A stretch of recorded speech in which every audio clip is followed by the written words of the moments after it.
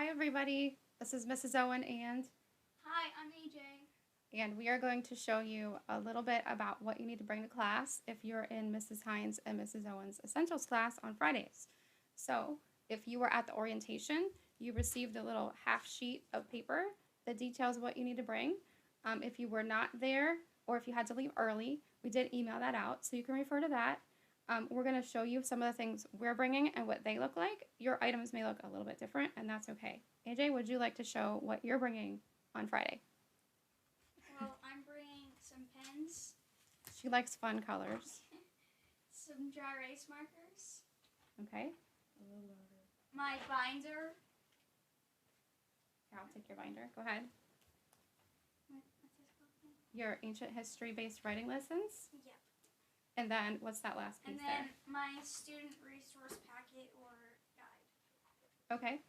So that's what AJ will have in her bag for essentials. I'll show you details about what's in her binder here in a minute. Let me show you what I'm going to be bringing. If you haven't done your strength workout for the week, Fridays will be the day that you're getting strong because you're going to be carrying a lot of stuff for essentials. So I'm going to be bringing my EEL binder with the new curriculum in it. I'll show you how I laid that out here in a minute as well. I'm going to bring a notebook for myself to take notes. It's up to you whether your student takes notes or not, but we really recommend that moms do. I'm going to be bringing my teacher guide of the ancient history based writing lessons as well. And I'll be bringing my teaching writing with structure and style, which we call TWSS. I'll be bringing that. And I will also be bringing a little piece of my binder that's separate that I'll tell you about with the EEL curriculum, and I'll tell you about that in a minute. So those are the items that I'm going to be bringing. So let me show you a little bit about AJ's binder, her EEL binder, and then I'll show you a little bit about my binder. Hers is cute, of course, because she likes cute things and puppies, okay, which are cute.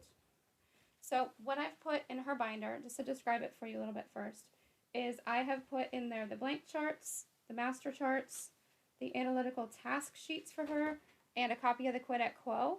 I've also given her a photocopy of the English grammar from Foundations because Mrs. Hines and I are excited about reminding kids to refer back and forth and know that they have already learned some of this stuff in Foundations that we're going to be going over in Essentials. So first, let me give you a quick tour of her binder. And in the front, I've got the blank charts, the new ones for this year.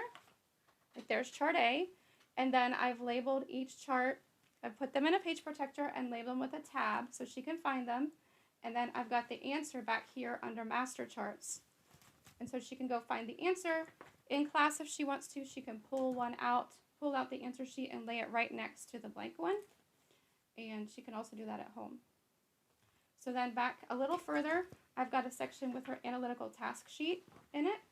So she can use that in class and at home. Then I've got her Quid et Quo right there.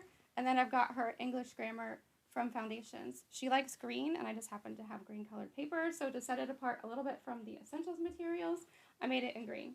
So one of the things we like about this particular binder, whether you put it together this way or in a different way, is that the students will have the opportunity to use this binder in class on Fridays, and then they will take it home and use the same binder at home with their blanks and their answer sheets of the charts, and that way they're going to have a really good comfort level of being able to use these materials because they'll be using in class and at home. Here you go, AJ. Let me show you the binder that I put together for myself with the EEL materials. I will tell you I only carry 12 weeks at a time of the weekly lesson materials because it's just so heavy, and because I decided to put mine in page protectors. It takes up a lot of space and it just is heavy, like I said.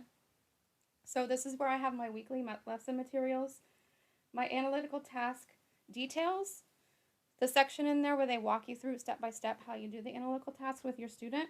I also have a copy of the Quid et Quo in here, the glossary, and my own copy of the Foundations English Grammar. What I did not include in this binder, before I show you what's in there, what I did not include were the editing exercises because we will not be doing those in class, and we actually will be doing a different editing program at home. I also did not include spelling. I put spelling and the weekly sentences and their solutions in a separate binder because we may not, if you're not tutoring, you don't really need to bring the weekly sentences to class with the solutions unless you have a question that you want to ask the tutor. So I may bring this binder with me just to help answer any parent questions that might come up during class, but otherwise the weekly sentences and solutions can probably be left at home. Again, I made a binder for the first 12 weeks for those sentences and solutions because I wanted to keep them all fresh and clean, but also I only did 12 weeks just because there's a lot of pages, and so I'll make another one for the second 12 weeks. All right, so the binder, the EEL binder that I am bringing to class, let me just walk you through. Again, you don't have to do yours quite like this. This is just the way that I figured would work best for me. So I have all the introductory materials like the introduction and the scope and sequence in the beginning. And then I have the weekly lessons that we're going to go through. There's the scope and sequence, you can see. I have the weekly lessons that we're going to go through, and I did use the dividers because they have a nice word of encouragement and a scripture on each one of them. So, like I said, I've got 12 weeks in here.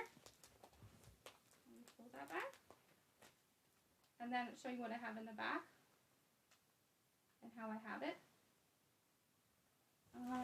So here are my analytical tasks behind week 12. I have my analytical tasks, so I have that chapter where they explain how to walk through those analytical tasks, and then I have an example analytical task sheet behind that, as well as an example quid et quo sheet, the new ones, okay, for myself and my student to refer to if we need to.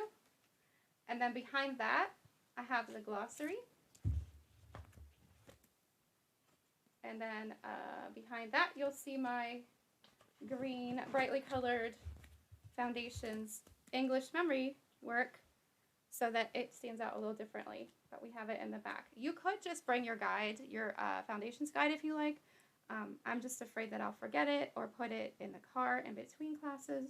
So I've gone ahead and photocopied the work so that I have it in the back of my guide ready. So it's kind of a big binder, so it's a little bit awkward to show you on video. And I'll need to put it back, line it right back up. But anyway, it's got a lot of great material in it.